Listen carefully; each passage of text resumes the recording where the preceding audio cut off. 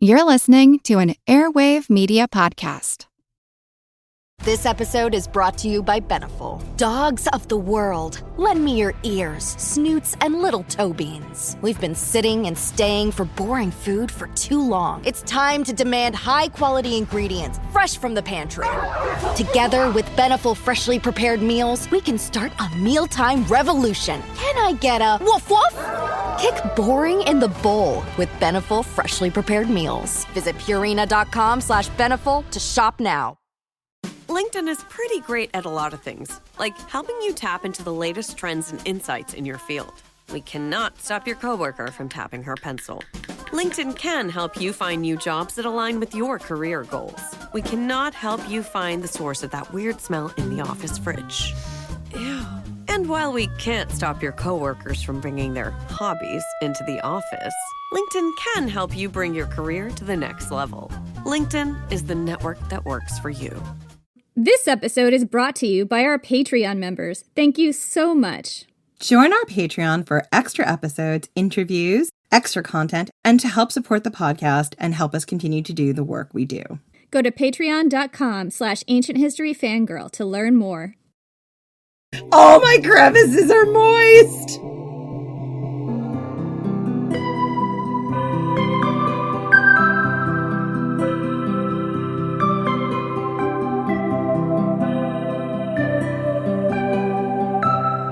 When his majesty was a stripling, like Horus, the youth in Chemis, his beauty was like the protector of his father. He seemed like the god himself. The army rejoiced because of love for him, and he repeated the circuit of his might like the son of Nut and all the princes and all the great ones.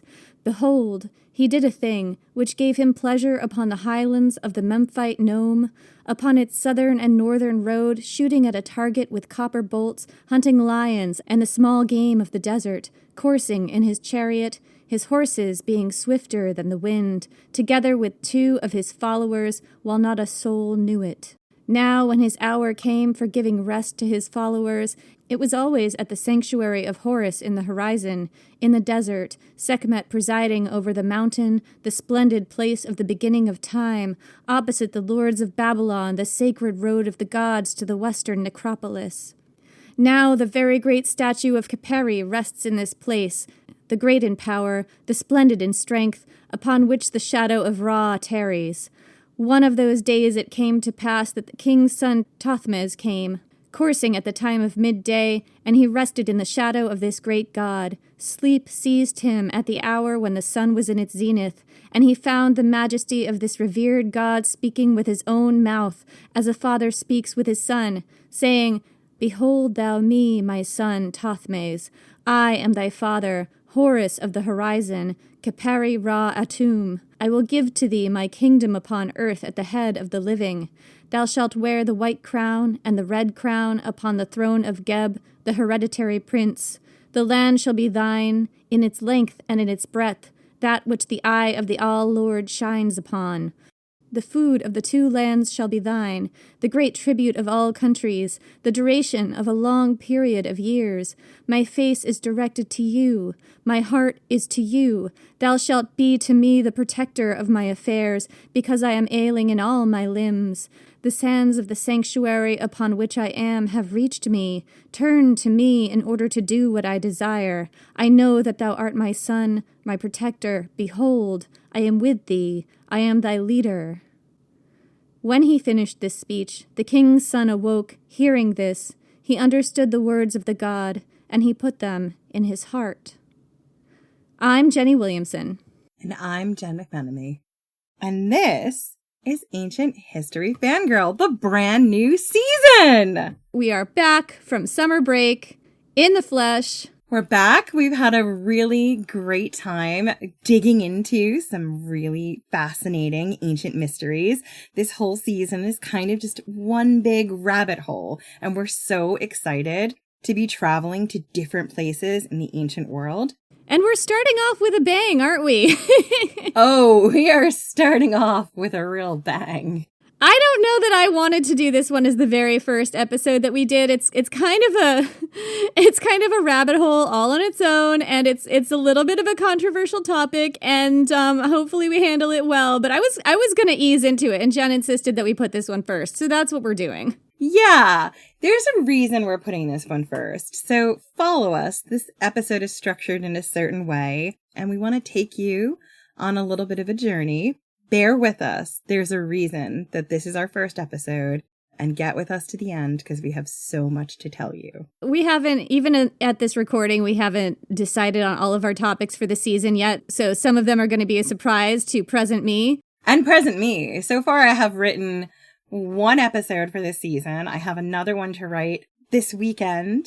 And then I am off to Athens for a month. And while I'm there, I will be recording one of our special guest episodes. When this drops, Jen will still be in Athens, I believe. Yeah, so we don't know what we're even doing for the rest of this season. I will say that this is a season about mysteries. There are a lot of very legitimate mysteries. Those are mostly what we're going to cover. I don't know exactly what we're going to cover, but I will say that I'm probably not going to do any more that are like real pseudo-archaeology mysteries. This is the one that I decided to do that is that. So come and join us on this extremely wild ride. Hopefully this will keep you entertained. It's going to be long. We decided to keep it to one episode for various storytelling reasons. So, shall we? We shall. Also, you guys missed us. You know you missed us. You're so happy we have a supersized episode. Admit it. It's going to be one of those very bingeable road trip episodes. So, that passage that I just read you at the beginning of this is from the Dream Stele, a stele installed between the paws of the Great Sphinx of Giza that lives on the high desert Giza Plateau alongside the Great Pyramids. The Dream Stele tells the story of an Egyptian prince, Thutmose IV. While hunting in his chariot on the high plateau, he comes upon the Sphinx buried up to its neck in sand. He falls asleep in the shadow of the Sphinx, and the Sphinx speaks to him. The sands of the sanctuary have reached me. Unbury me, for I am sick in all my limbs. If you do this thing, I will make you pharaoh. And so Thutmose woke, and he did as the Sphinx asked. And soon after, his brother died, and Thutmose was made pharaoh. I mean, the Sphinx kept its promise, right? It did. So the Sphinx is the oldest monumental structure in ancient Egypt. Well, statue, not structure. This is true, guys. I'm also recording this in the heat wave, so everything is sticky. You're drinking something to keep you cool, though, aren't you, Jen? Yeah, maybe too quickly. What are you drinking in honor of this episode? Well, Jen, in solidarity with the pyramid builders, I am drinking beer.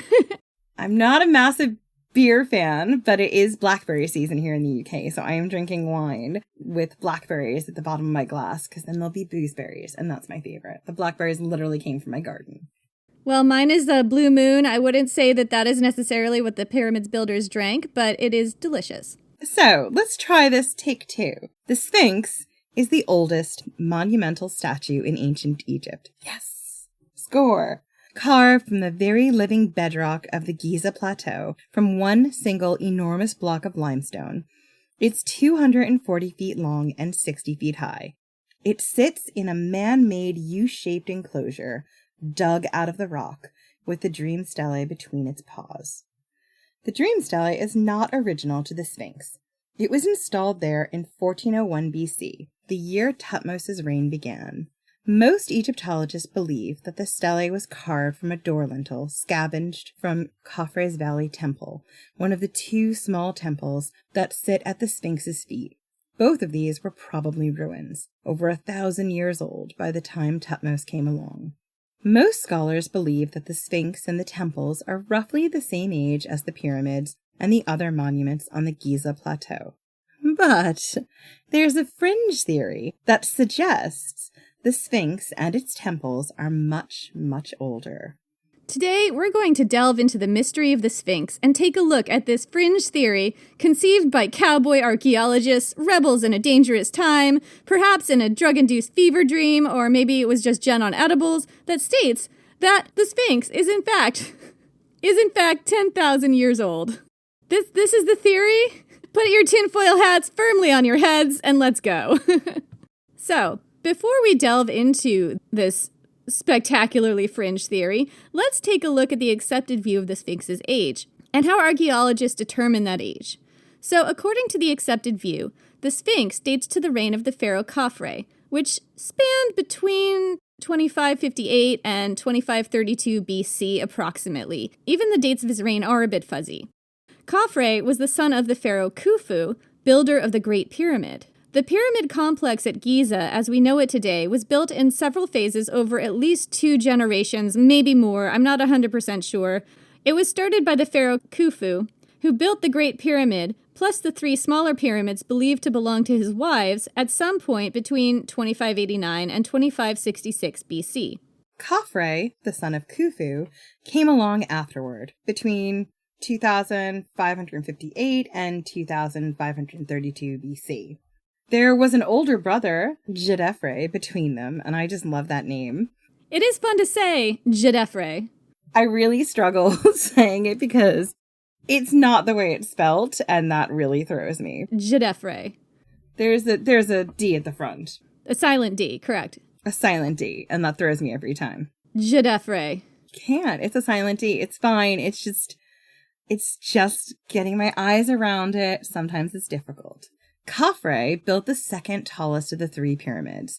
He built the Sphinx, allegedly, the Sphinx in the Valley temples, 2 temples at the Sphinx's feet, and a causeway going from the complex to the Nile River. So, according to, the established view, the Sphinx was built by Khafre at the same time as the second largest pyramid, making it approximately 4,500 years old.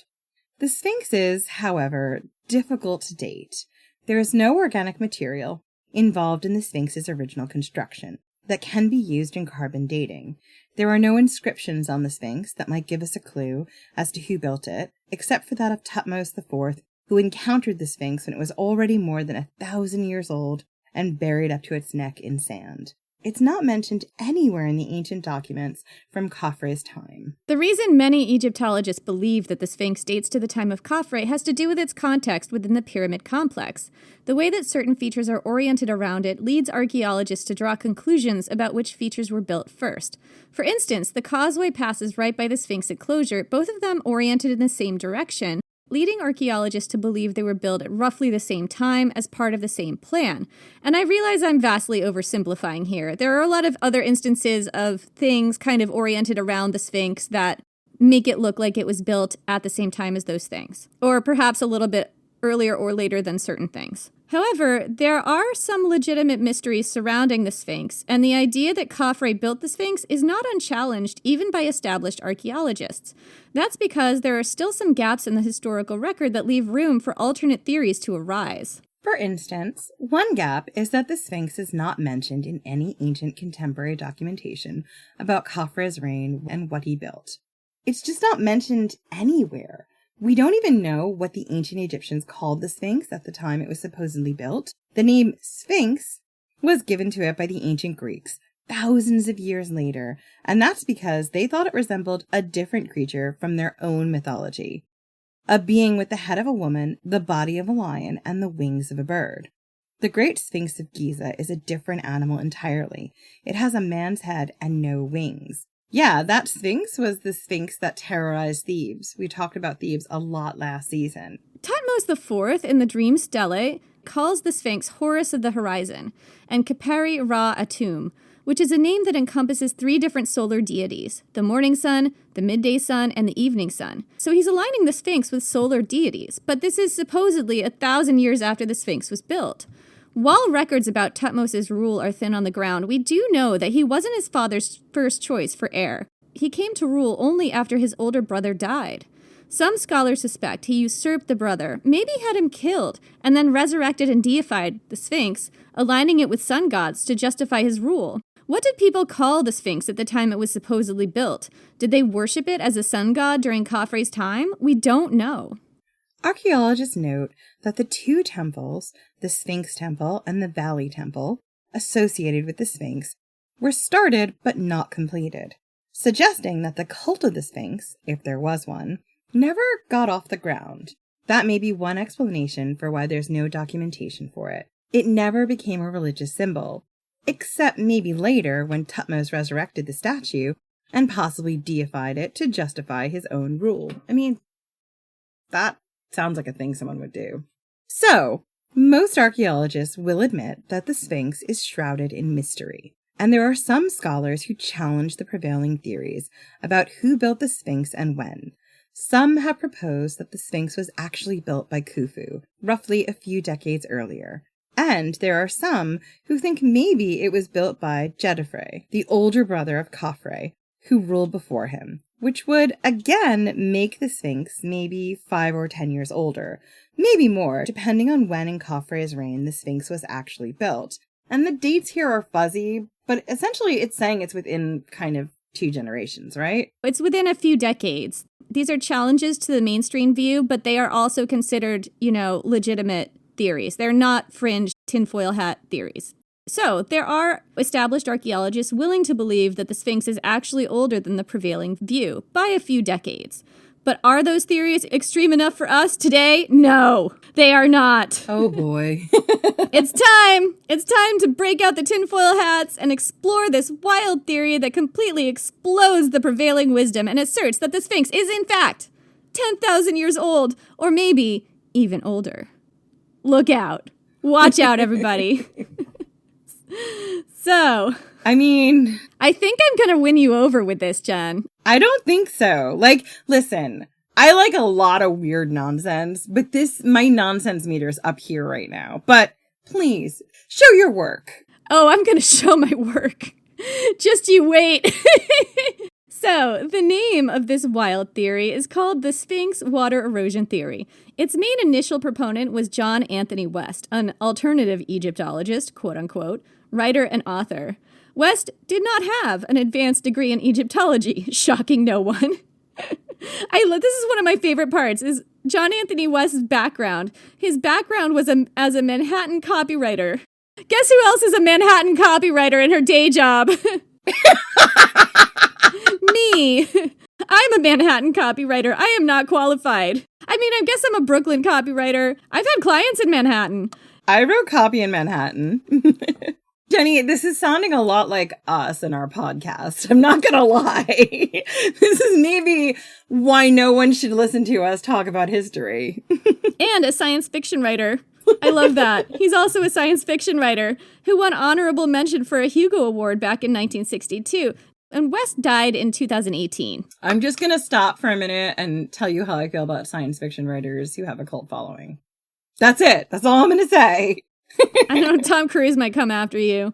Anyway, so according to the history of this theory, West encountered the idea that the Sphinx was 10,000 years old in the writings of another alternative Egyptologist, quote-unquote. I'm probably going to mispronounce this name, René Adolphe Schwaller de Lubix, and there's going to be more on him later.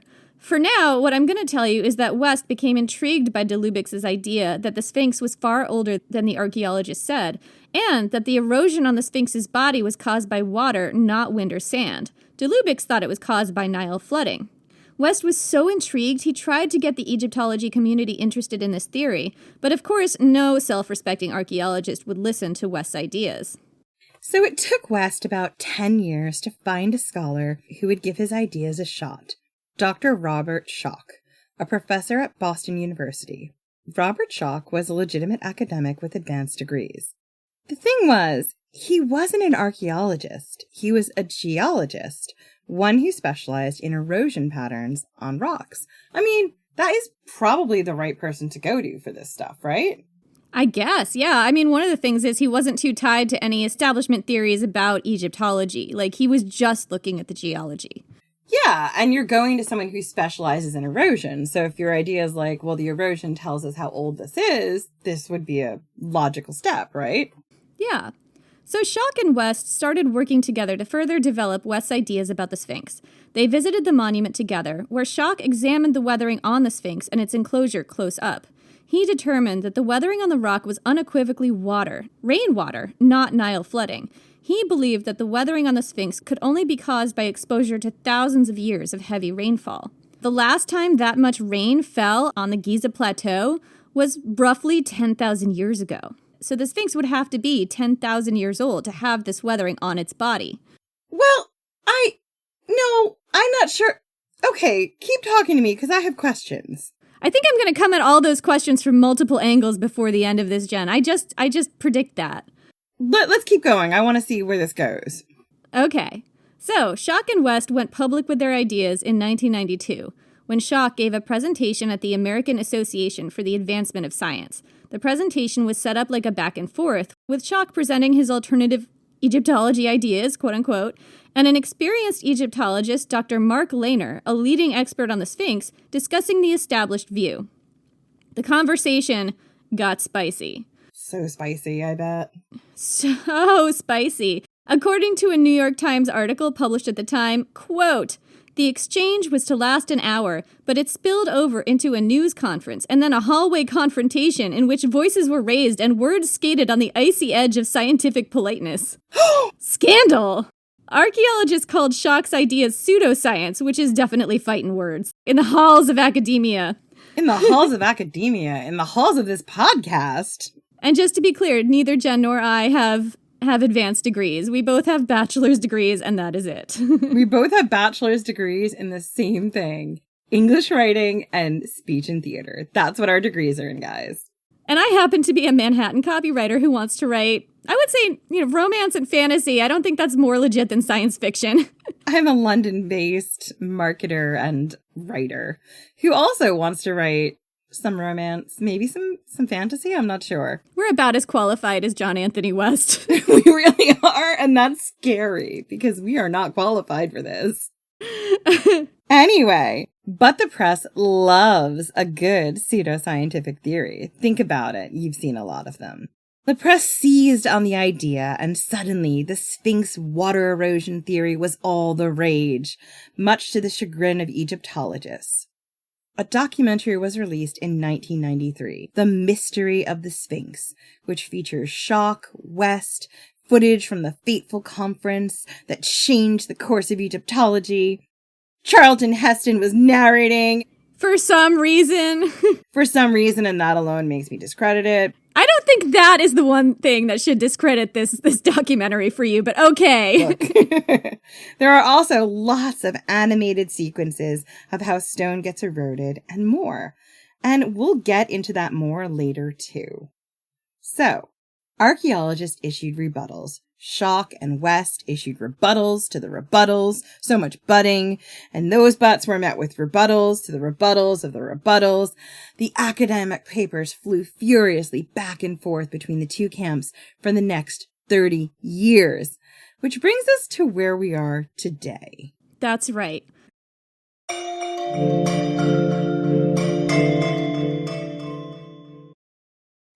Go further with the American Express Business Gold Card. Earn 3 times membership rewards points on flights and prepaid hotels when you book through AmexTravel.com. Whether your destination is a business conference or a client meeting, your purchases will help you earn more points for future trips. Experience more on your travels with Amex Business Gold. Terms apply. Learn more at americanexpress.com/business-gold. Amex Business Gold Card. Built for business by American Express. Hey everybody, welcome to your 30-second laughing session brought to you by The Laughing Cow. Ready to laugh? In 3, 2, 1, and... Okay! Great job, everybody! Now unpeel a wedge of The Laughing Cow light spreadable cheese, a delicious snack with 2 grams of protein and 25 calories per wedge. Feels good to have a cow, huh? An all-new season of The Secret Lives of Mormon Wives is now streaming on Hulu and Hulu on Disney+. Mom Talk has just been blowing up. Whitney and Jen are on Dancing with the Stars. Taylor is a bachelorette. Saying that out loud is crazy. Like, that is huge. But all the cool opportunities could pull us apart. It's causing issues in everyone's marriage. My whole world is falling apart right now. It's chaos. Watch the Hulu original series, The Secret Lives of Mormon Wives, now streaming on Hulu and Hulu on Disney+ for bundle subscribers. Terms apply.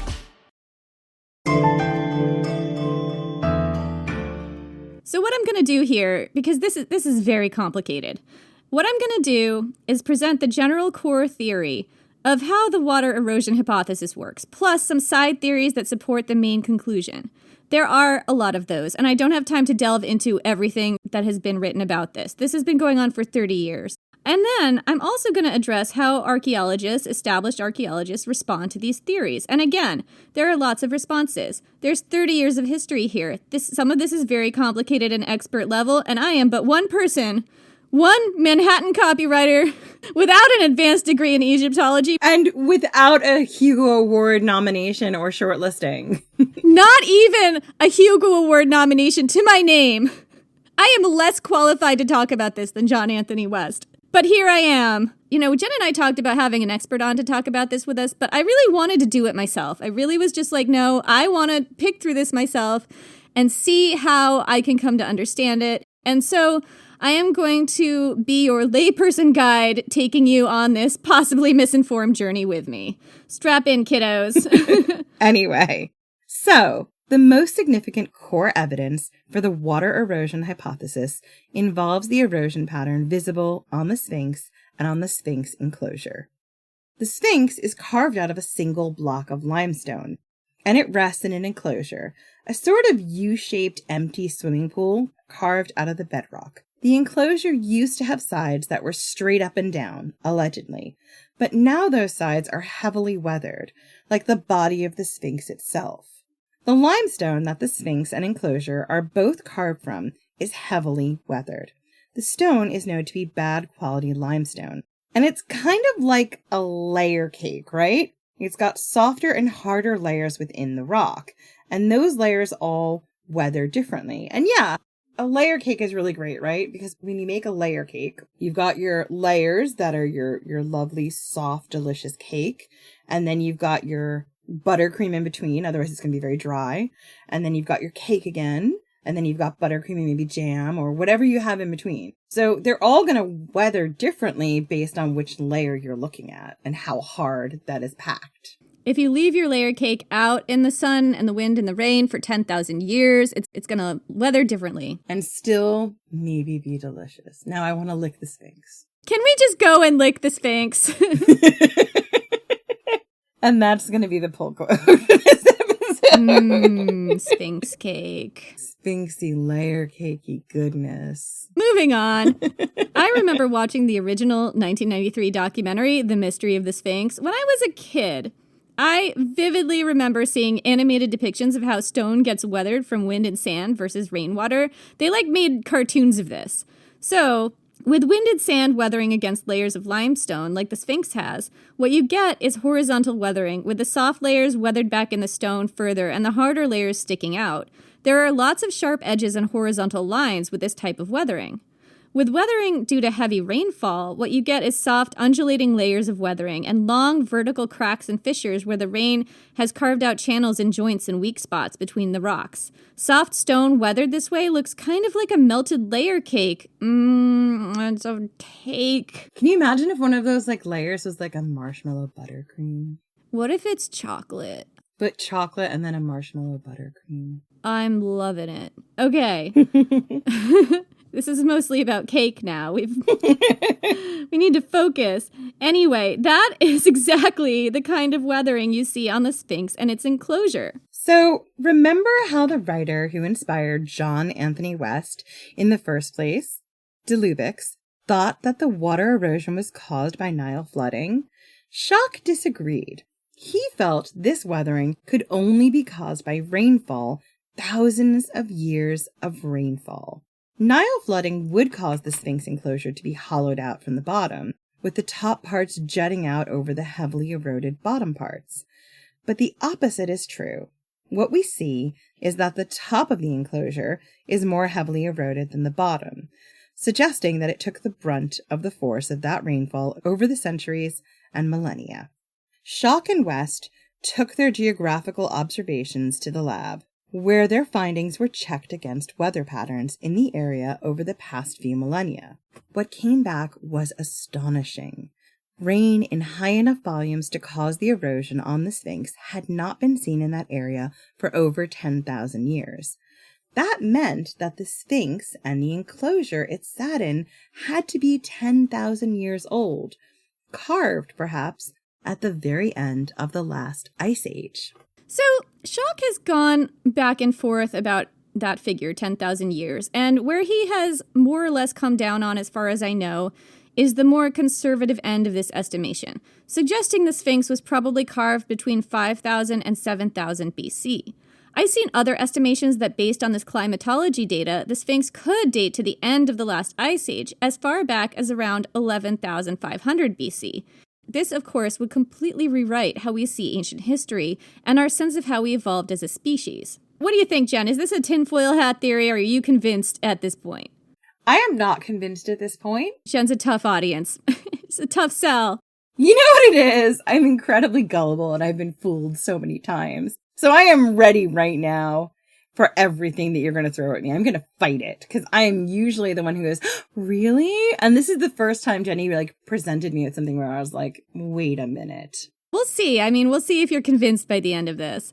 The water erosion pattern on the Sphinx's body is the core argument for this theory, but over the past 3 decades, Schock and West have also built up other side arguments that support their case. And like I said, we don't have time to go into all of it, so we're going to look at some of the main ones, and then we'll look at some of the main rebuttals to these. Some of the intriguing questions, or perhaps egregious pseudo-archaeological brain farts, depending on your perspective, include the head of the Sphinx. Who is it supposed to be anyway? Does it really look like Khafra? Who else could it be? The Valley and Sphinx temples. Were they built at the same time as the Sphinx? Are we sure? How do we know? Repairs done to the Sphinx over the years. When do the oldest repairs date to?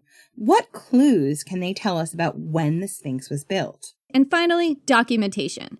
Is it true that the Sphinx isn't mentioned anywhere in ancient Egyptian hieroglyphs or other sources? Is it? So, let's start by zeroing in on the Sphinx's head. Established archaeologists, for the most part, believe that it was Khafre who built the Sphinx. One thing I see claimed from time to time is that the head of the Sphinx looks like Khafre. He just looks like Khafre. Look at it. Look at that face. It's Khafre. I struggle with this. As someone with possibly a little light face blindness, I might not recognize you if you're in a context that I usually don't see you in, or if you had just had a haircut or something. The only way she knows me is I have not changed my hair color in the entirety of our friendship. That's true. If you did change your hair color, I wouldn't know it was you. I have a hard time telling what the Sphinx looks like anyway, or who the Sphinx looks like anyway. But it's especially hard with the Sphinx in particular because its face is very weathered. It's hard to tell who it was supposed to look like to begin with. Even if you're not like me and you recognize people in real life, I don't know. In the documentary, The Mystery of the Sphinx, and I actually did rewatch this documentary recently to write this episode, you're welcome. And I was surprised how much I thought Khafre actually did look like the Sphinx. When I watched this in middle school, I did not think that. I don't know what people look like. Don't look at me. Anyway, I'm not looking at her because she wouldn't be able to recognize me anyway. I've got my hair tied up. But anyway. Who are you? I mean, that's 100% not how face blindness works. But anyway, back to this documentary. In the documentary, Schock and West bring on a forensic artist who draws sketches of criminals to help solve crime. He analyzed the Sphinx's facial features based on things like the corner of the eye and its angle to the chin, etc., and compared it to a known statue of Khafra. According to the forensic artist, the angles were all quite different. The Sphinx just wasn't a match. This identification would not stand up in court. And I have to stop for a minute because, I know this is from 1993, but this identification would not stand up in court for a lot of reasons. Science has moved on a lot. We can, tell a lot of things. I mean, face angles are the same, regardless of if it's 1993 or not. Yeah, the angles and stuff are the same, but, they can do scans, they can create different 3D models, they would be able to match it on different things. I'm a true crime nerd, we all know this. They would be able to make a better model between the two. Probably more definitive that they are not the same. But anyway, all I'm saying is this would not stand up in any court. Not in 2022. I haven't seen an established view of this that matched Khafre's face to the Sphinx and found a positive identification. I'm not saying it's not out there, I just haven't seen it. I mean, I'm pretty sure the amount of true crime I've watched, I could tell you. She's more qualified than me. I am but one single Manhattan copywriter. I am but one nerd who likes a lot of true crime and mythology. I don't have any Hugo nominations at all. I have no credibility here. Look, the mythology is my Hugo nomination, okay? The true crime is my specialty. That qualifies you. Established archaeologists would dispute this, but I can see how it would be difficult to say who exactly the Sphinx looks like, given the weathering, Some archaeologists have even said it looks more like Djedefre or Khufu, although the only statue we have for comparisons to Khufu is 2 inches tall. It's very wee. Just the irony, you guys. It's wee. That was what size he was. I mean, to be fair, if that was the size he was, he didn't need a pyramid that big, right? No, that's exactly why he needed a pyramid that big. It's like having a big truck now. He was compensating. Archaeologists also point out that, okay, let's say it's not Khafre. Let's say it's Khufu or Djedefre or somebody else who is not Khafre. But it has to be somebody from the Old Kingdom at least, right? Because even if you don't agree that the Sphinx looks like any of those guys, he's got a pharaonic headdress on. The Sphinx's headdress is a traditional Nemes headdress, which is featured in depictions of Egyptian pharaohs going all the way back to 3100 BC, which was the time of the first pharaonic dynasty. 3100 BC is old, but it isn't like 5000 to 7000 BC. It's not going to rewrite our entire history. So if the Sphinx has that headdress, it can't be 10,000 years old, right? Okay, so Schock and West have a rebuttal to this too. Hear me out. What if the Sphinx's head used to be something totally different, and it was recarved later to look like a pharaoh? Think about it. I feel some straws being grasped at here. Think about it. There's some straws in the air being real grasped at right now. One thing Schock and West noticed when they visited the Sphinx was this. The Sphinx's head is wildly out of proportion to its body. And, okay, I'm giving them this. That is weird.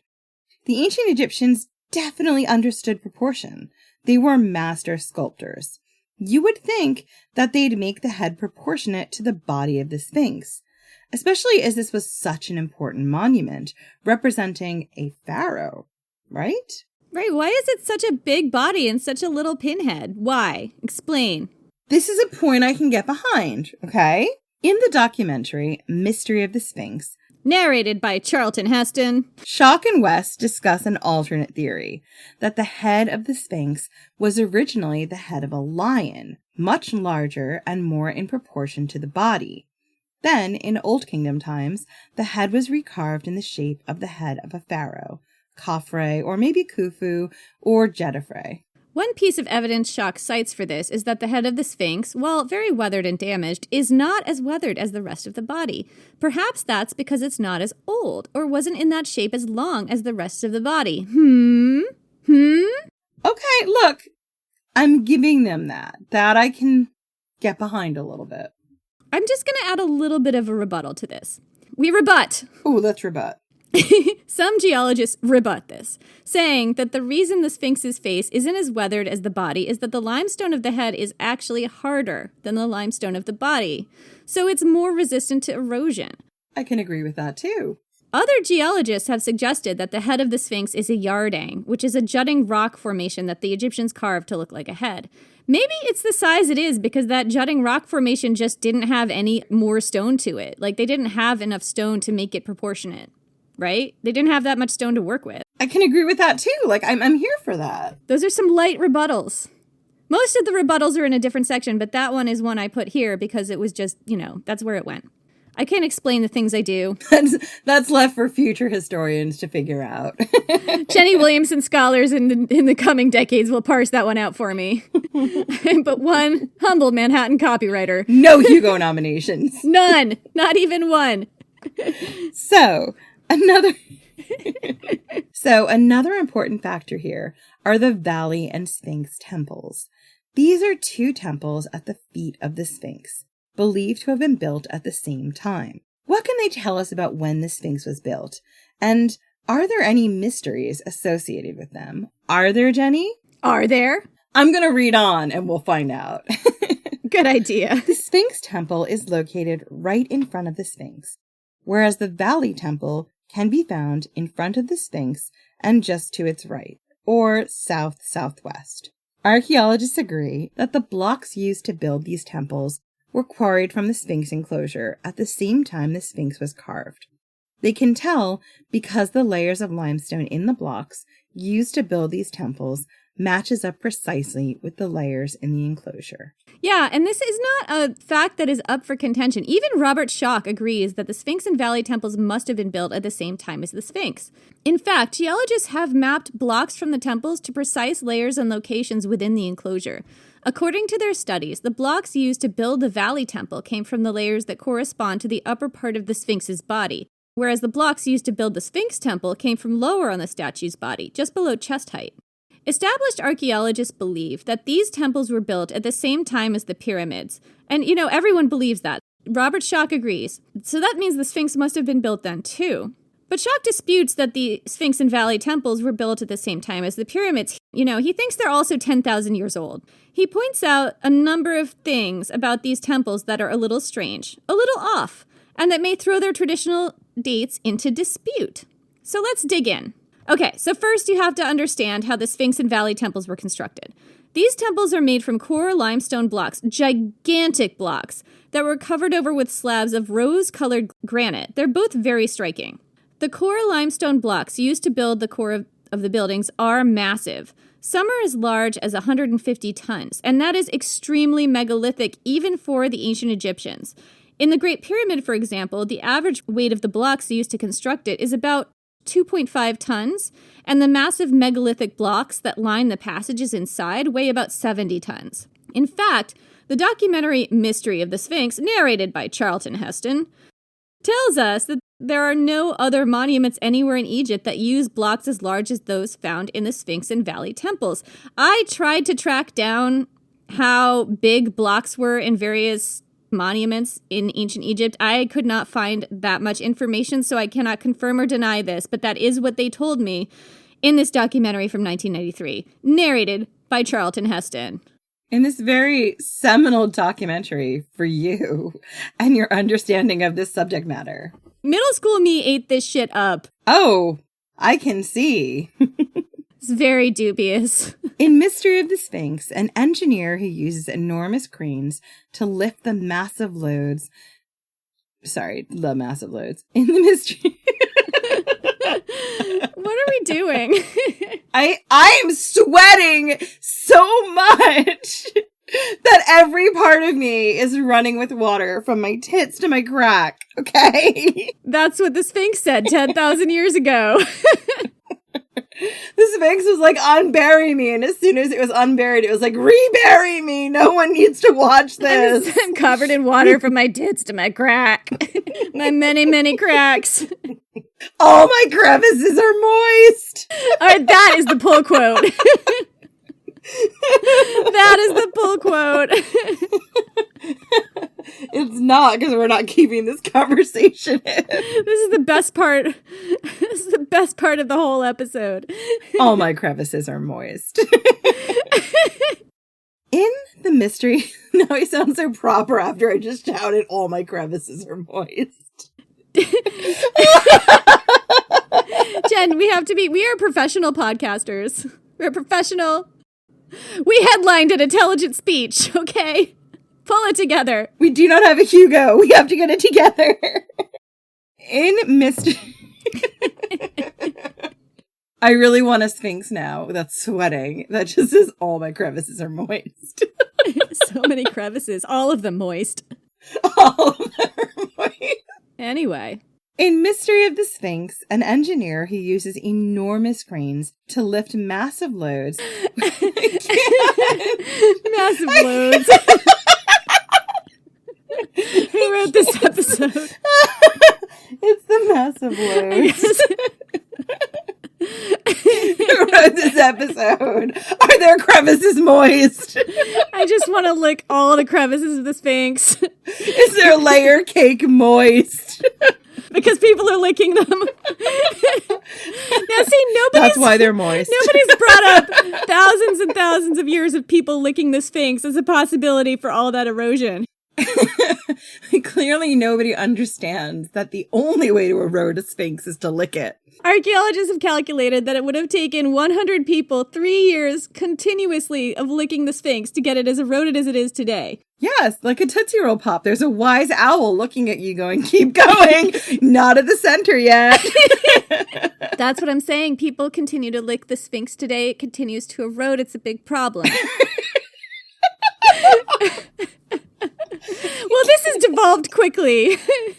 Real quick, 45% complete devolution. What are we doing? I need another beer. Can you please get past the massive loads? No. I think I need you to read it because I can't. I'll start with this perennial mystery because if I say massive loads again, I'm going to lose it. You know what time it is over at Jen's? It's like midnight. 12:33, and I'm almost to the booze and berries. She's almost to the booze and her berries. We got some Sphinx licking to do, Jen.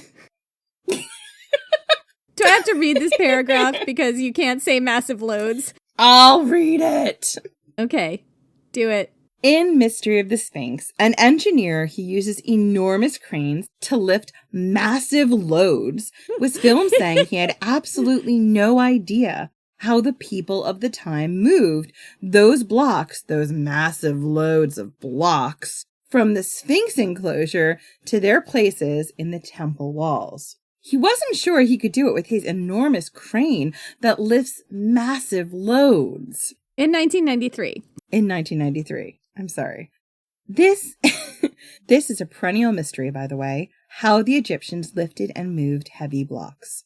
There are a number of mainstream theories and a lot of woo-woo theories. The documentary has a very woo-woo digression where they talk about how maybe the ancient Egyptians used sound waves to float the blocks into place and create the Sphinx and Valley temples.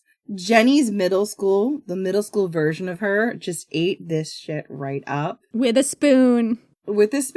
And the non-middle school version of me, who is almost to her booze and berries, is like, yeah, this is still a step too far. She hasn't had enough booze and berries yet. So, like we said, the temples were made of absolutely massive blocks of limestone, which was massive loads. Massive loads. And this is very serious. It's a very serious episode. Which was then faced over with granite. That's not unusual for Egyptian construction. The pyramids, for example, were sheathed with smooth white limestone that would have made all of them gleam white in the sun. It's not that weird that the rough limestone blocks from these temples were sheathed over in smooth pink granite, like they were. What is weird is that the limestone blocks beneath the granite appear deeply weathered in a way that seems to have been caused by rain, just like the Sphinx, at least according to Schock. How did they get that weathered if the granite casings were placed there at the same time as construction? Schock shows us places in the documentary where the weathered undulations in the stone were cut back to accommodate the granite, and where the backs of the granite facing were carved to fit perfectly to the bulges and curves of weathered stone beneath. Curiouser and curiouser. This brings us to the repairs done to the Sphinx itself. People have been trying to preserve the Sphinx's body for millennia. There are visible repairs on the statue's body, blocks in different styles, from the 20th century to the Roman era, various points in ancient Egyptian history, and even today. As part of his excavation of the Sphinx, Thutmose IV even built a wall around it to keep the sand out. The Sphinx is made, as we've said, of poor quality limestone that is very sensitive to wear and tear. Pieces of it are constantly flaking off and falling into the enclosure. It's a problem today, and it was a problem throughout the Sphinx's history. Perhaps the reason it still exists today is that there were extended, centuries-long periods where the statue was buried in sand, sometimes up to its neck. This may have done more to preserve the Sphinx than anything else. Or perhaps it was all that licking. If you're gonna lick a Sphinx, you have to understand some of it's gonna flake off. I am sick in all my limbs and moist in all my crevices. Moist in all my crevices.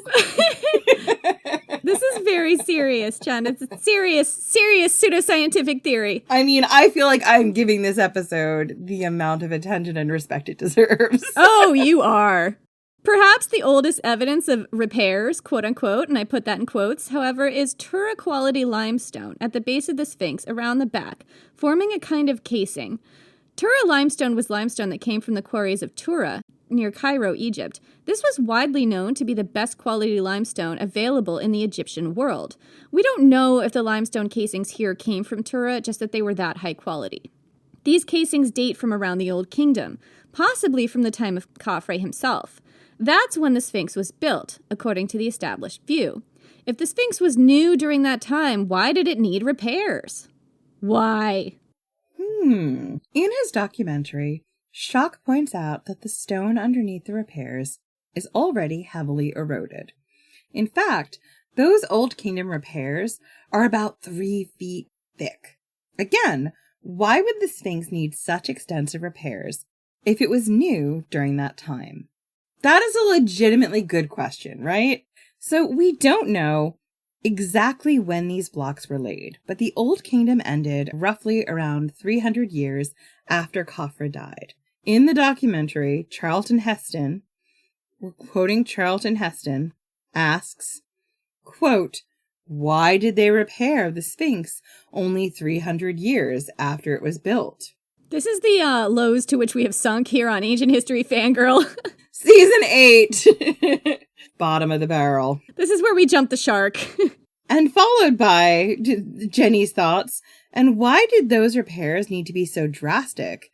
About 3 feet thick. I have so many thoughts about this. Like, I live in a country where things are super old and have had a lot of repairs earlier than you'd think they would. There's a rebuttal to this rebuttal in the next paragraph. Okay, I just felt the need to say that. We're going to rebut yourself in the next paragraph is all I'm saying. Okay, but this was in my own words and the words of some bosomenberries. So yes, we all know the Sphinx is made of low-quality limestone that erodes. But if it was eroding in that desert environment at that rate, 3 feet every 300 years, that's a rate of 1 foot every 100 years. So that means, by now, if you believe the Sphinx was built in Khafre's time, it would have eroded 45 feet in 4,500 years. In other words, it would have completely disappeared by now. Does that change your mind, Jen? I mean, no. Okay, Jen is still a tough nut to crack here. We're moving on to documentation.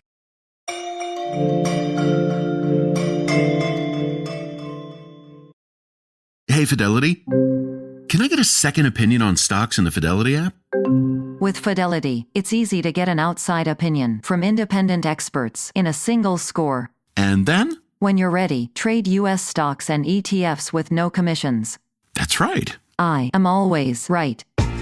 Investing involves risk, including risk of loss. Online U.S. equity trades and ETFs and a retail Fidelity account. Sell order assessment fee not included. Some account types and securities excluded. Details at fidelity.com/commissions. Fidelity Brokerage Services, LLC, member NYSE SIPC. Is there a baby in your life who's about to start solid foods? This can be such a confusing and stressful time. As a mom of 7, I really struggled with spoon feeding my oldest baby. But once I realized that babies can safely feed themselves real, wholesome foods using the principles of baby-led weaning, feeding the rest of my babies became an actually enjoyable experience instead of something that I used to dread. Hi, I'm Katie Ferraro, college nutrition professor and dietitian specializing in baby-led weaning, and I host the Baby-Led Weaning Made Easy podcast. Each week, we cover evidence-based, safe infant feeding practices for parents and caregivers of babies who are 6 to 12 months of age. So, if you're confused by all the conflicting info you hear about starting solid foods, or you want easy, actionable tips on how to safely prep food for your baby, or introduce allergenic foods, or figure out when to drop a milk feed, we cover all that and more, plus interviews with the world's leading feeding experts in 2 new episodes each week. Search Baby-Led Weaning wherever you listen to podcasts, and happy feeding. No one hates history, they just haven't found the right teacher yet. Or in this case, a nerdy best friend who loves to tell you all about world history, women's history, and weird history. Hi, I'm TK, the creator of For the Love of History podcast, a place for people who want to learn more but don't know where to start, and history lovers who want to break from the mainstream. From rat trials to warrior women, we cover topics from every country and era. Whether you're a history expert or just starting out, there's a place for you here in the Time Machine. So join me every Friday on your favorite podcast platform and YouTube for a brand new topic. See you there. Bye.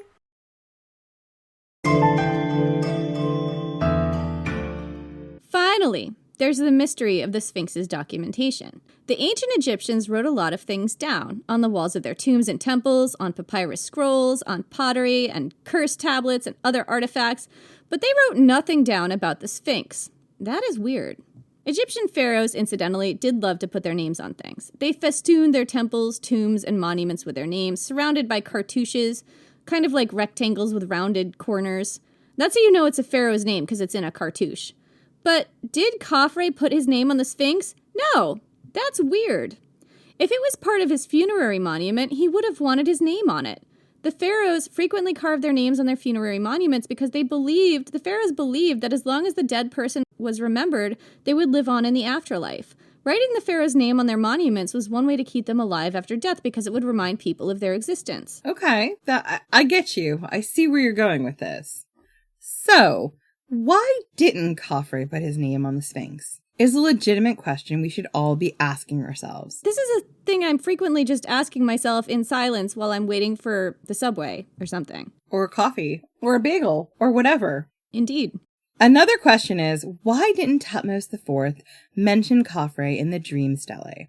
Wouldn't Thutmose have known if Khafre built it? And wouldn't he have wanted to associate Khafre's name with his bid for power? You know, to shore up his legitimacy?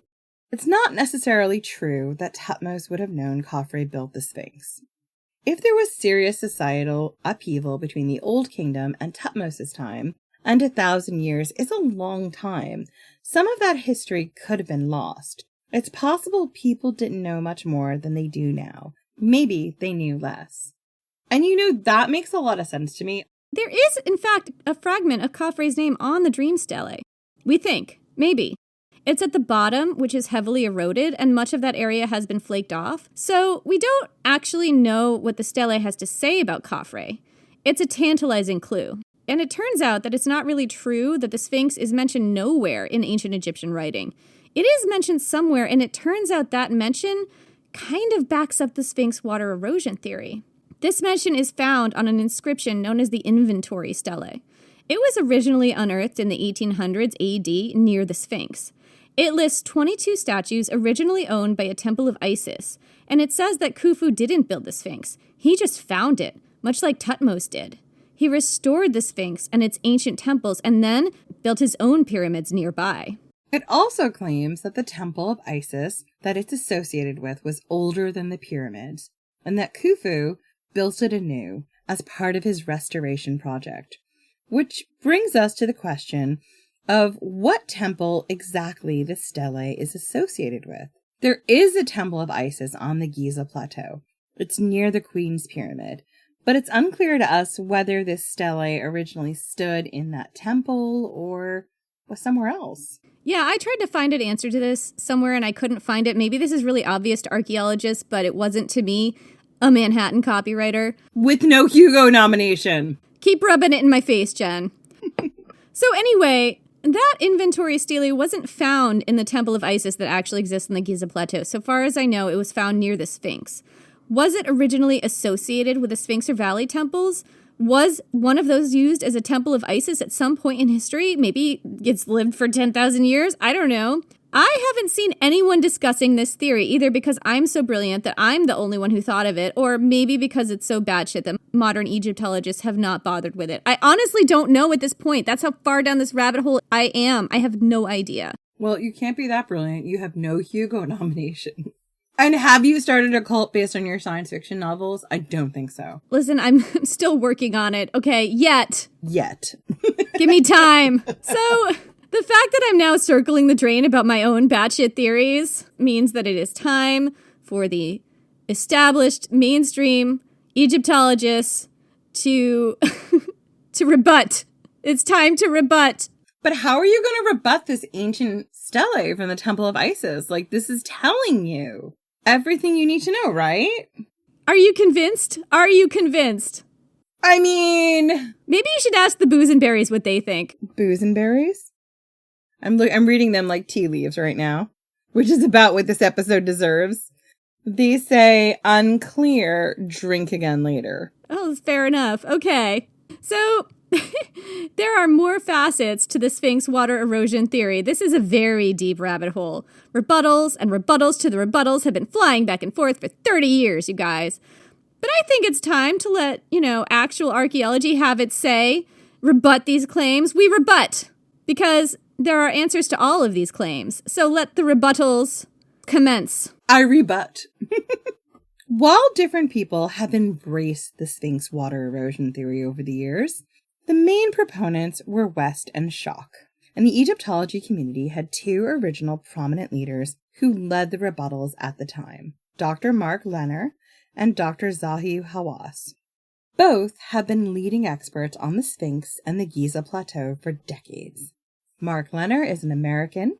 He first became interested in ancient Egypt as a student in the 70s after reading the work of Edgar Cayce, a famous psychic, who died in 1945. Cayce, was known to go into trances and have visions. And in one of those visions, Jenny, I'm just reading ahead, guys. In one of those visions, he saw refugees from Atlantis burying their writings in a hall of records beneath the Sphinx. Cayce predicted that this hall would be unearthed before the end of the 20th century. Jen, is it the end of the 20th century as of yet? Atlantis is not real. There were no refugees. Are those the boozeberries talking, or is it you talking? It's me and the boozeberries together as friends. Are you saying that Edgar Cayce was incorrect in his vision? No. So, as a student, Lehner was fascinated by this theory that there was a hall of records underneath the Sphinx. He even became involved with the Edgar Cayce Foundation, and they were the ones who sent him on his first trip to Egypt. But when he went to the American University in Cairo and actually studied the monuments there, he realized that the evidence didn't back up Cayce's visions. He became a prominent Egyptologist and rebutted Schoch in his original 1992 presentation. Zahi Hawass is a colleague of Lehner's. They went to school together and were friends. Hawass is an Egyptian archaeologist and has had a number of prominent positions related to antiquities in the Egyptian government, including Minister of State for Antiquities Affairs. At the time Schoch and West went public with their theory in the 90s, Hawass was the Director General of the Giza Monuments and one of the world's leading Egyptologists. Yeah, and I think there's some sort of contract or agreement that he had that every documentary about Egyptian archaeology from a certain time had to include him, because he's in a lot of documentaries, a lot of them. Like, he's very recognizable if you see him in a documentary. So Hawass does have a problematic history. It has to do with his ties to the Mubarak government. I think some of it has to do with his relationship with other people in the Egyptology community. He's kind of known for high-handed behavior. He has been accused of saying some anti-Semitic things. I believe that he's denied saying those things. But it's hard not to include him in this episode because in the 90s, at the time, he and Lehner were the two lead archaeologists rebutting the water erosion theory. So I'm going to quote and also paraphrase things from both Lehner and Hawass, as well as other people in the next section here.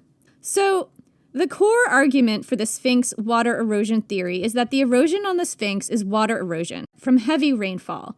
And rainfall wasn't heavy enough to cause that extensive erosion until you get back to maybe, 5,000 BC at the latest, or maybe as early as 11,500 BC, depending on how tight your tinfoil hat is on your head. Oh, very, very tight. It's like a swim cap. Zahi Hawass has a lot to say about this so-called erosion. He points out that the Sphinx was carved from a single block of limestone. While the carving itself may date to Khafre's time, that block of limestone stood on the Giza plateau for millennia, and eons before then, easily back to 10,000 years or more, and it could have been exposed to the weather 10,000 years ago and picked up that water erosion then, before it was carved into the shape of the Sphinx. I mean, that is the simplest, truest answer I've ever heard on this podcast. Which, again, does not negate the work of the geologist. He said this block is 10,000 years old. It's just saying it wasn't carved 10,000 years ago. I mean, mind blown, but also easily answered. In fact, that's also quite possibly true for the entirety of the limestone on the Giza plateau, including that found on the enclosure wall. Again, yes, I agree. Water from rainfall could have sifted through the sand and eroded the limestone beneath, creating those vertical fissures long before the enclosure or even the Sphinx itself was carved out. Yeah, Hawass also addresses those repairs that were put in place during the Old Kingdom.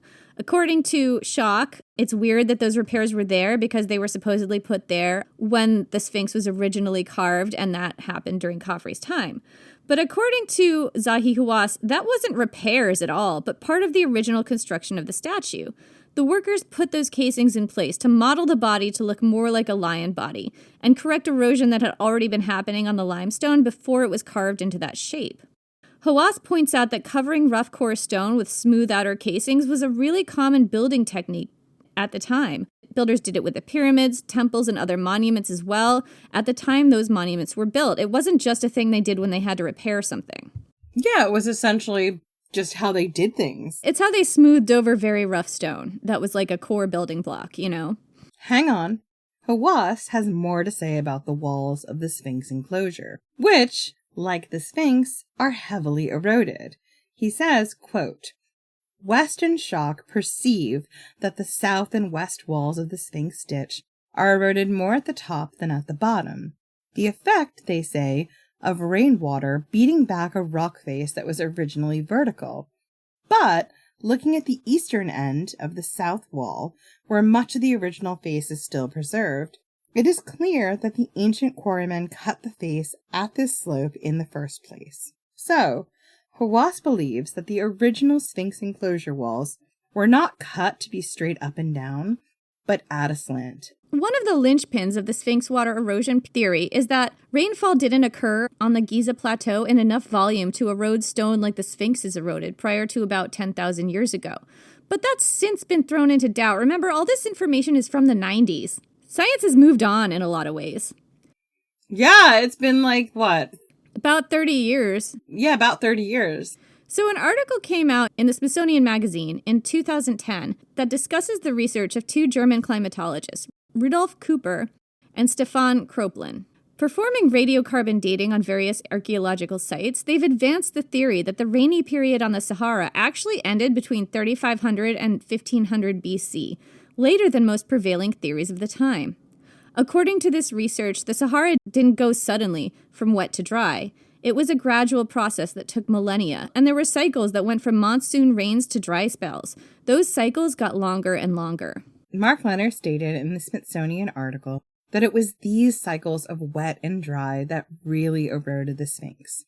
Quote, in Leonard's view of the patterns of erosion on the Sphinx, intermittent wet periods dissolved salt deposits in the limestone, which recrystallized on the surface, causing softer stone to crumble, while harder layers formed large flakes that would be blown away by desert winds. The Sphinx, Leonard says, was subjected to constant scouring during this transitional era of climate change.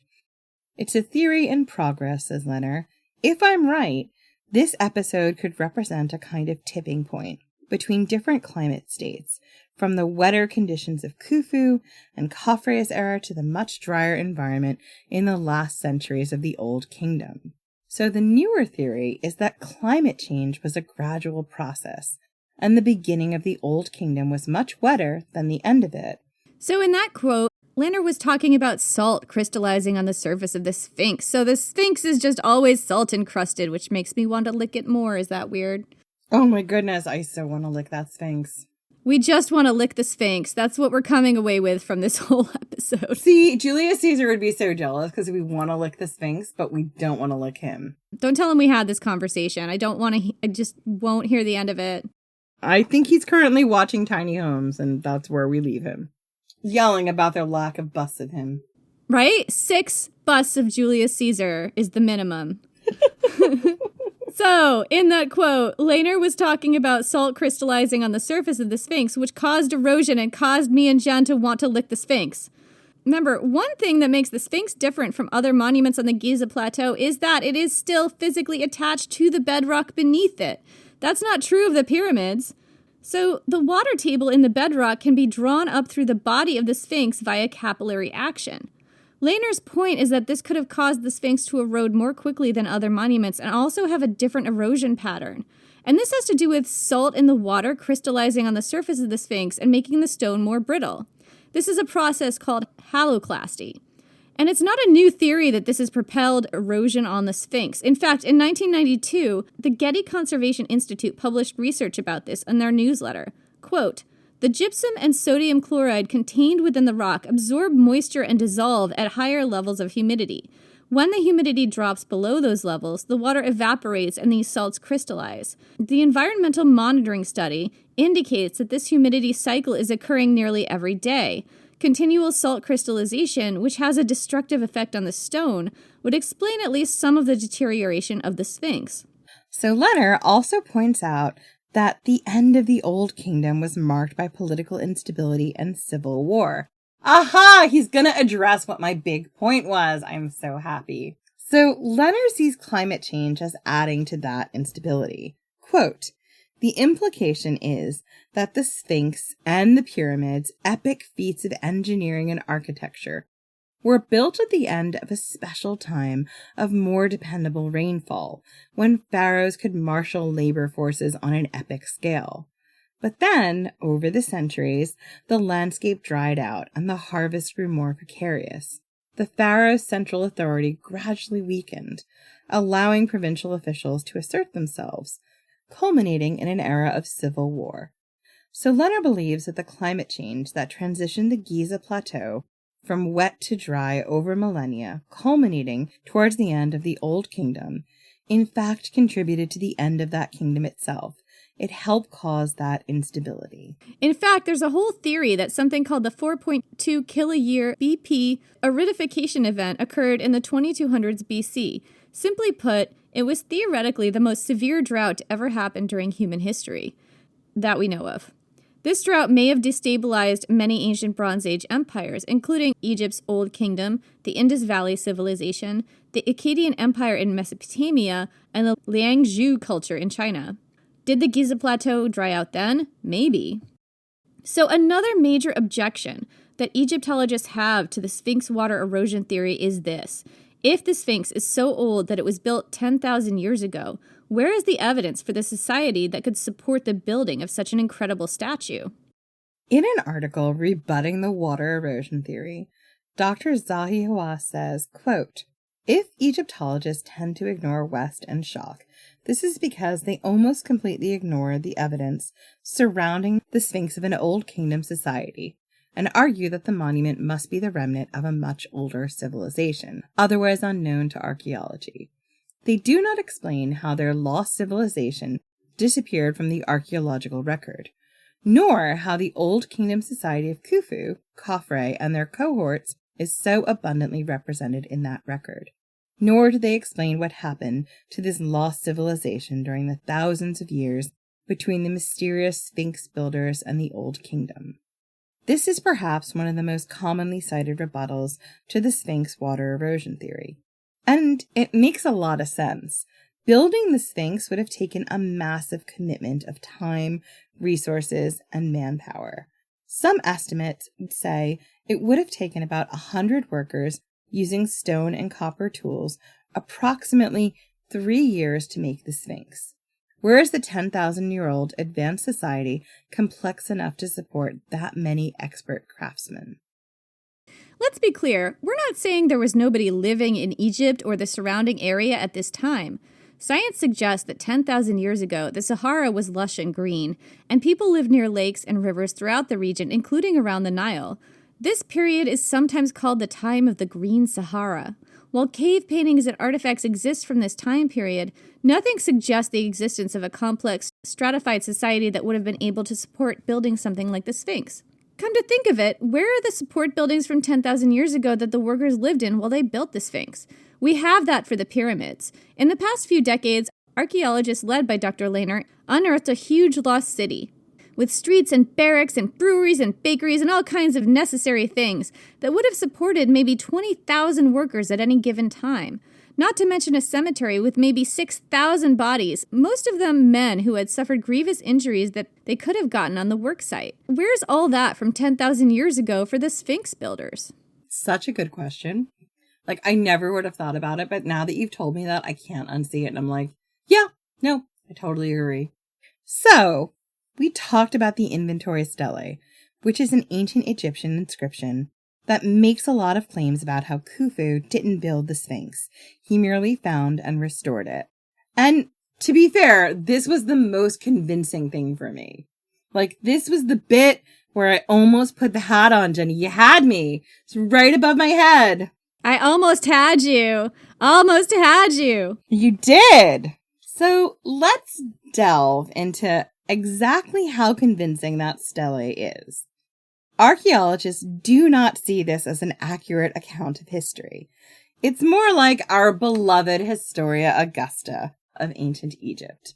And I mean, the number of times we use the Historia Augusta as a legitimate source in our podcast should tell you a little bit about the quality of work that we do here on Ancient History Fangirl. You know, you're always ragging on the Historia Augusta, but sometimes it's the only source, and it does give you some things that maybe happened. Probably didn't, but maybe. It's the only one that mentions Hadrian's Wall. I mean, I'll give it that. Exactly. Like, it is sometimes the only place where you get certain things mentioned. And it is darkly accurate about Hadrian's relationship with Antinous. There's also that. I mean, look, the Historia Augusta, a wizard did it. That's all I can say. Yeah, and look, we all love our historical wizards, right? Indeed. So, the inventory stele dates to around 670 BC, about 1,860 years after Khafre's death. So just think about that. It's not super ancient as we thought it was. Well, it is ancient, but it isn't that close to the time of Khafre's death. It's almost 2,000 years removed. Exactly. And it's telling you that the Sphinx is even older. It's 10,000 years old, but this is 2,000 years younger than Khafre. It's an early stele about the Sphinx Water Erosion Theory. That's what it is. Essentially, it is the earliest version of the water erosion theory. Right? So this stele is full of inaccuracies. First off, it spells Khufu's name wrong. It calls Isis Mistress of the Pyramids, which is not a title that Isis has ever had anywhere else. And you would think that whoever wrote this would know that because they were priests of Isis. You would think that. Or priestesses, I don't know. Whoever wrote it should know what her titles are, right? You would think that. So, the Isis temple in the Giza pyramid complex was built on top of the mortuary temple of Queen Hunutsen, third wife of Khufu, who was probably buried in one of the small pyramids at the foot of the Great Pyramid. So, it's associated with Hunutsen, but the inventory stele refers to her wrong as the daughter of a king, which she probably wasn't, even though she was the queen consort. Just because somebody carved something on stone doesn't make it correct. Story of my life. Archaeologists ask, if the inventory stele is so egregiously wrong about everything else it says, why should we believe it when it tells us that the Sphinx predates the pyramids? These days, Egyptologists believe that the inventory stele was created by local priests in an attempt to give the Isis temple an ancient, mystical history that it didn't actually have. This was common in this period of Egyptian history, when religious temples, shrines, and other sites had to fight for financial resources from the ruling class. The most revered, historic temples got the most resources. In other words, this was a scam. And you know, even in today's day and age, this is true, right? Like, the older something is, the more historic it is, the more stuff it has attached to it, the easier it is for it to find funding and resources. I kind of have to respect this ancient scam. I'm sorry. I know I shouldn't, but I do. I love a good scam. I also love a good ancient thing. So put those two together, I'm into it. It's an ancient world grift, and I'm kind of here for it. Exactly. An ancient world Tinder swindler, if you will. He looks like the kind of guy who would lick a sphinx. I mean, realistically. You know, I hope his tongue gets stuck there. Moving on. So last of all, let's revisit the Sphinx and Valley temples, shall we? Those two temples built in conjunction with the Sphinx. The evidence is overwhelming that the Sphinx was built right at the same time as those temples. Even Shock agrees with this. So if we can date the temples, we can date the Sphinx, right? These temples are a little unusual, and they have attracted their own share of pseudo-archaeological theories, including that they were also built 10,000 years ago. To summarize, the huge megalithic blocks used to build these temples are larger and on a grander scale than any building anywhere else in Egypt. The temples don't contain any carvings or other evidence connecting them to Khafre. The limestone underneath the granite cladding, which was placed in the Old Kingdom period, is just as weathered as the stone of the Sphinx. So archaeologists will tell you that actually there's plenty of evidence connecting these temples to the time of Khafre. Carvings and statues have been found in the temples that do date them to this time. In fact, the Valley Temple was believed to contain 23 statues of Khafre placed in niches throughout the temple, fragments of which have been found in the temple. 23 statues, Jenny! Like, Julius Caesar is having a boner over that. This is well above the minimum of 6. Khafre was not fucking around. Oh yeah, this is not a tiny home anymore. So, when they excavated this site, archaeologists found a whole, unbroken, magnificent statue of Khafre seated on a lion throne, buried upside down beneath the floor. It's made of anorthosite gneiss, a striking, rippling, volcanic green stone that's exceptionally hard and that can only be found in a remote area of the Sahara Desert in Nubia, west of the Nile's second cataract. This statue was found buried in a pit under the floor of the Valley Temple, possibly to protect it from looting. The interesting thing is it's buried upside down, and burying it upside down is kind of like inverting. Like, to me, it's like, did the people have some problem with him that they wanted his monument buried upside down, his statue buried upside down? Was it buried to protect it from looting? Like, maybe it was buried in a hurry. Maybe that was the only way they could get it to fit. Was it because people disliked him so much that they wanted to, like, erase his memory, him, whatever? I mean, this is definitely both of our own tinfoil hat theories right now. Oh yeah, my hat is now on. Now I'm making what I would say informed tinfoil hat guesses, but they're still tinfoil. As for whether the walls of the Sphinx and Valley temples were weathered like the Sphinx under their rose granite cladding, like those giant megalithic blocks, there's the possibility that the cladding was installed later, not at the same time as construction. But also, Dr. Zahi Hawass says that the limestone underneath the cladding isn't weathered at all. Like Shock says. He says just Shock is wrong about that weathering. There are dueling papers about this, and I started to go down the rabbit hole about exactly how weathered those blocks are, and then I decided to stop. Because the science has moved on, kids. We now have a more conclusive way to date the Sphinx and Valley temples. In 2014, which again is almost 10 years ago. Think about that. That makes me feel so old. What is 10 years in geological time, really? An article was published in the Journal of Cultural Heritage entitled Surface Luminescence Dating of Some Egyptian Monuments. The authors point out that one problem with techniques like radiocarbon dating is that they rely on organic materials, which is fine, sort of, if you're trying to date things like bone or wooden artifacts, but not great if you're trying to date stone. And that's because you can't date stone directly. You have to date materials associated with the stone artifact that are organic. And that can become a problem when either you can't find any, like with the Sphinx, or the artifact's association with the organic artifact isn't that well proven or dated. So, like with the Sphinx, we don't have another artifact with organic material that we know is directly linked. Good. We broke that down. So luminescence dating allows scientists to date the stone itself and determine when stone blocks were dressed and cut. Scientists can measure how long ago minerals in rock were last exposed to daylight by measuring the amount of unstable electrons trapped in quartz, feldspar, and other crystal structures in stone. That's so cool, Jenny. I'm so nerding out. It's like they can tell you the last time these things were exposed to sunlight. Of course, this method of dating isn't perfect either. There is an uncertainty rate of roughly 4 to 5%. The false positive error rate of radiocarbon dating is roughly 10% approximately. So it is more accurate than carbon dating from what I can see.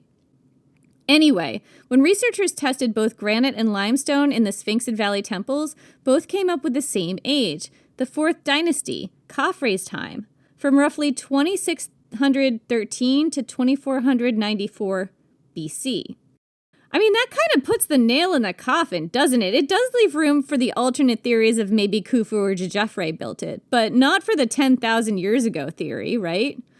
The nail in the coffin of that theory was essentially the rock could be 10,000 years old, but the carving certainly isn't. Like that was it. That was like the first one. We could have stopped there, I guess. Well, I guess the only thing I needed rebutted was the inventory stele. That's an easy one to rebut, is the thing. It is an easy one to rebut, and I have to say, I love it with all of me. Like, the inventory stele is just fantastic. It's a scam. I love it so much. So there is one thing that it's really important to discuss before we close the book on this. Are we getting some aliens? We may be getting some aliens, yes. So growing up, I loved alternate fringe theories from ancient history. The more out there and paranormal, the better. I'm talking from like middle school to high school. I loved this shit. I loved it. I absolutely devoured von Daniken's Chariots of the Gods. I loved Ancient Aliens, all of that stuff. Loved it. And I want to just echo you, Jenny, because I loved fringe theories and like grew up very religious. I also like love me some ghosts, some woo-woo theories. I'm here for it, right? That's something that's sort of in my DNA. We're the same age. So we grew up very similar in that regard. And I think it's super important, to acknowledge that. Yeah, but one thing I've noticed as I've gotten older is that some alternative fringe theories about archaeology can be a little racist and paternalistic. Kind of boils down to how could these brown people have possibly built this thing? Maybe it was white people. Maybe it was aliens.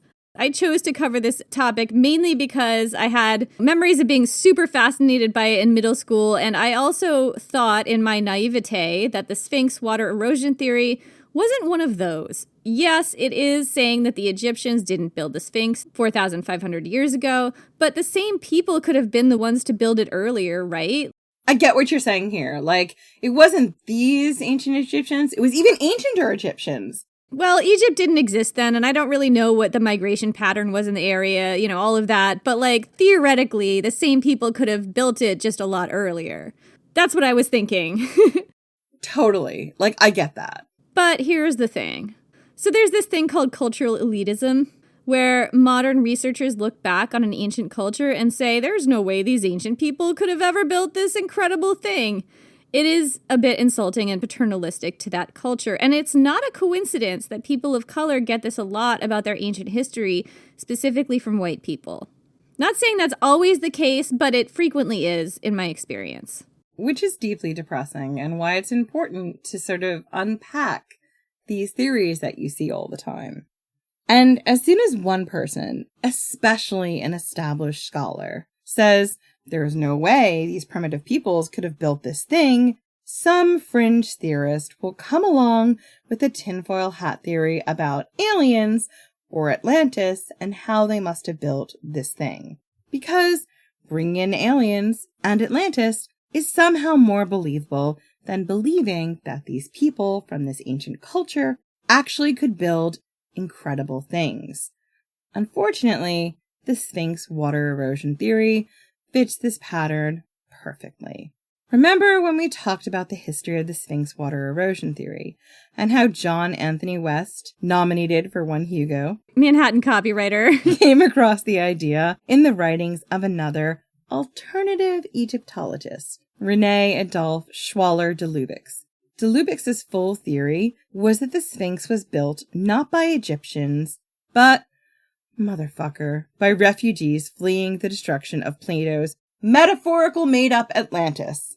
The proposed date, 10,000 years ago, was specifically chosen to line up with the date Atlantis supposedly sank beneath the waves. Fuck my life. This has always been a conclusion in search of a supporting theory, which is kind of the opposite of science. It's 100% the opposite of science. We had the privilege to talk to Barry Strauss earlier this year. He was so fascinating, and one of the things he said that always stuck with me is that there's this fallacy that historians can make, which is like wanting something to work out a certain way and sort of trying to point the facts in that direction, as opposed to interrogating the facts and seeing if your conclusion is actually accurate. That's what's happening here, right? Like, this is the Atlantis of it all. Exactly. When Robert Schoch gave his presentation in 1992, he conveniently left out the Atlantis of it all. But Atlantis has always been at the core of the Sphinx Water Erosion Theory. In fact, when Egyptologists ask where the advanced society is or was that could have built the Sphinx, where's the evidence of that? Water erosion enthusiasts often say it's under the sea. The people who built the Sphinx certainly weren't Africans. They came in from outside, from Atlantis. If you watch the documentary Mystery of the Sphinx, which you can get on YouTube, I will link in the show notes if you are curious, you'll find a lot of woo-woo stuff in there. The extended documentary is more than an hour and a half long. As we've said, it's narrated by Charlton Heston, who's not at all problematic at all. Not even slightly. And it doesn't just suggest that people from Atlantis built the Sphinx. It also makes the case that the Atlanteans came from Mars. We got both of them, Jenny. 2 for the price of 1. 2 cultural elitism tropes in there for the price of 1. A different, wildly advanced, and entirely unknown ancient civilization that was possibly white. It's kind of coded white, right? And aliens. Gotta take a minute. Just take a minute. After everything I dragged you through. The thing was, there were some legitimately smart-sounding things you brought me through to get to the aliens and the Atlantis of it all, right? Well, that's the problem. That is the problem with this theory and why it is so pernicious. It's because it sounds smart if you're a layperson like me and you. If you're just a humble Manhattan copywriter. With no Hugo nominations. No Hugo nomination whatsoever. This sounds really smart and it's hard to parse through it. Yeah, and Schoch has distanced himself from the more fringe stuff about the Martians in the documentary. This is a quote from his website, quote, "Unfortunately, the original documentary has since been re-edited and expanded with all sorts of extraneous material, some of which I am not at all happy about, and is currently being marketed by UFO TV. It still contains the core material and is worth watching, but when you do so, please disregard the nonsense filler that was inserted into an otherwise great show." However, Schoch still embraces the Atlantis theory, and he's been pretty open about believing that refugees from Atlantis or some other very early unknown advanced civilization may deserve the credit for the Sphinx. Some of his more current books involve how solar flares may have ended the last ice age and these early civilizations. So, Jen, what are your thoughts on this? Where do you come down here? When we did the rehearsal for this episode, and we've actually stopped rehearsing as much because we've hit our flow and we don't need to do it as much as we used to. However, Jenny said, I need to sit down with you and we need to read this episode. I need you to make sure that like you're getting everything I'm talking about and you ask me any questions you have. And the flow works and how I've laid this out is good. And we got to the end of this episode, and that's why I said at the beginning, you need to listen. It blew my mind. Jenny and I all the time sit down as lay people, and we have a story we're really interested in. Some part of history that we maybe saw a documentary on or know a little bit about, and we go down these rabbit holes, and we think we're going one way. And as a lay person, you can easily find a documentary like this on YouTube and start tumbling down this rabbit hole that started off real smart and all of a sudden you're at Atlantis. It's really not difficult. And that's part of the reason that I asked for this to be the first episode in the series, because sometimes Jenny and I will do this research and all of a sudden hold our hands up and be like, okay, so I've just spent 2 weeks researching pseudo-archaeology. What do I do? I now have my own pseudo-archaeology theories about the Sphinx and Valley temples or something. Help. I got to that point, you know? As lay people who are not historians, who don't always have access to sort of scholarly articles and the latest research, and who are just parsing things that are coming to us either through popular culture, through YouTube, through articles, it is difficult sometimes when the argument is convincing enough to understand the difference between what's real and what's pseudo-archaeology, especially when you hear about it on really big mainstream podcasts and news, because remember, the news does love pseudo-archaeology. There were articles about this in the New York Times, you know, like, and that's what makes it so hard to parse through this. Like, I decided to attack this as a layperson because I wanted to take that journey and I wanted to see how hard it was and where I would end up. And Jen, when we read it through the first time, she was like very stroppy about this and very resistant to it at first and was yelling, "No, it's stupid." I was so aggressive about this. I did win her over to the water erosion theory for a minute and then I turned it around. It was kind of beautiful how that worked. I loved it. It was, and I was very stroppy about it because I came into it knowing that Shock had just been on Joe Rogan and having seen some arguments of modern archaeologists and Egyptologists on Twitter. So I knew what we were getting into was going to be pseudo and fringe. But as Jenny said, she won me over. There was this point where I was like, yeah, but what about that? That's the problem. The problem is that this theory isn't stupid. That's why it's lasted for 30 years. That's why it's so convincing to so many people. I mean, look, if you were an Egyptologist or an archaeologist, you're really educated in these things, you might just find it easy to dismiss it and say it's stupid. Or if you're somebody who already knows the ending, like Jen, you might find it easy to think it's stupid. But for lay people with no background in this, it's really hard to parse through this stuff. I mean, the arguments for and against look essentially the same from a layperson's perspective. The authors for both publish in the same peer-reviewed journals. They all have degrees after their names. If you're trying to figure this out by reading scholarly articles and you don't know who Robert Schoch is, it's really hard to tell the difference between this and that geological analysis and who's right when they say that, like, the stones in the Sphinx and Valley temples are weathered to the nth degree, right? Like, you don't know. And the reality is the science of how these have been weathered is maybe not up for debate, right? Schoch isn't debating how old the stones are or certain things are.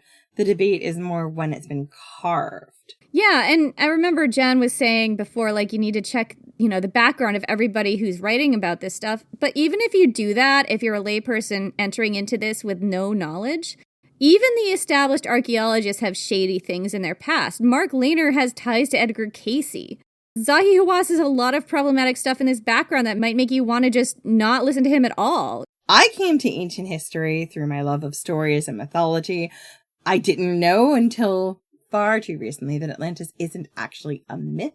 It only appears in Plato, and it's an allegory. Yeah, Liv Albert in Let's Talk About Myths, Baby does a really great takedown of the Atlantis story, and we will link to her episodes on that in our show notes too, because that's actually a really important component of this episode is the background of the Atlantis story. That also has ties to white supremacy, so it's important to know that stuff.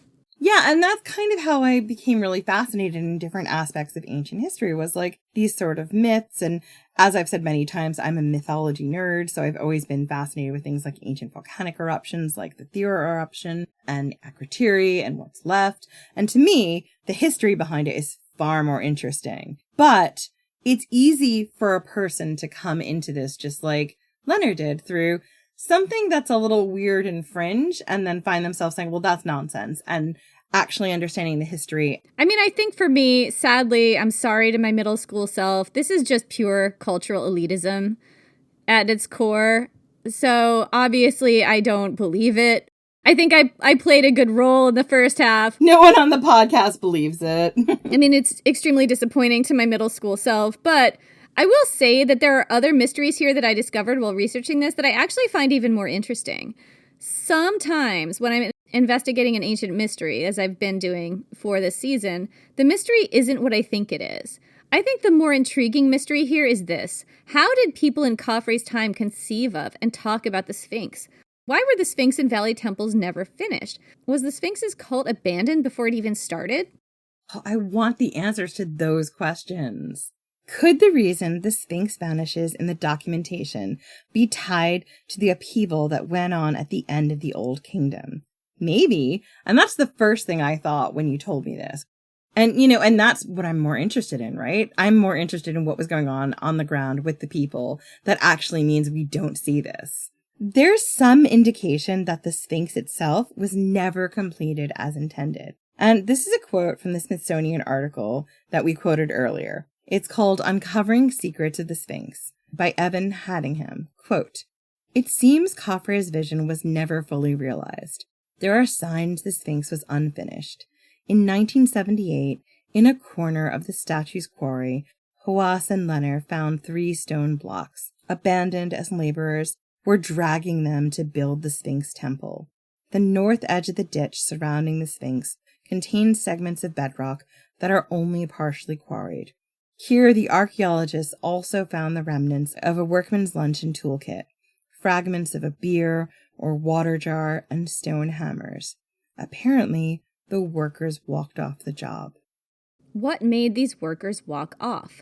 Political unrest? Upheaval? Violence? Did the pay simply stop coming? What was it like to dedicate a huge part of your life and limb to a monument that literally keeps the pharaoh alive in the afterlife after death, and then simply walk off the job and leave him hanging in the afterlife? We may never know. The Sphinx certainly isn't telling us. That's it for this week. Join us next week for whatever we're talking about next. We have no idea, but we'll figure it out. In the meantime, find us at Ancient Hist Fan on Twitter or Ancient History Fangirl on Insta and Facebook. Sign up to our Patreon if you'd like to support the podcast. It's patreon.com/Ancient History Fangirl. And Jenny, we have some new patrons to thank this week. We do. Apologies to anyone whose name we mispronounce. So thank you so much to Jay Lell, AP, just AP, Lila Hertz, Linda Liu, and Jennifer Mosier. Thank you so much. Patrons, you're the reason we're still able to continue doing this podcast. Yeah, thank you so much for your support, and we will see you next week.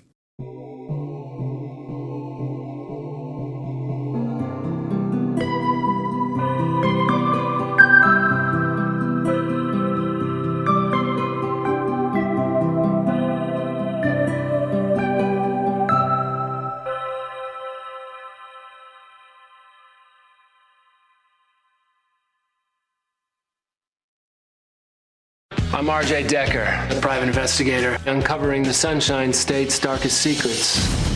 Tuesdays, it's the premiere of ABC's hottest new crime show. RJ freaking Decker as I live and breathe. He's a private eye. It's not a standard murder, it's something bigger. And a public mess. Trying to get sent back to prison today? You go to prison one time and suddenly it's all the jokes. RJ Decker, series premiere, Tuesdays on ABC and stream on Hulu.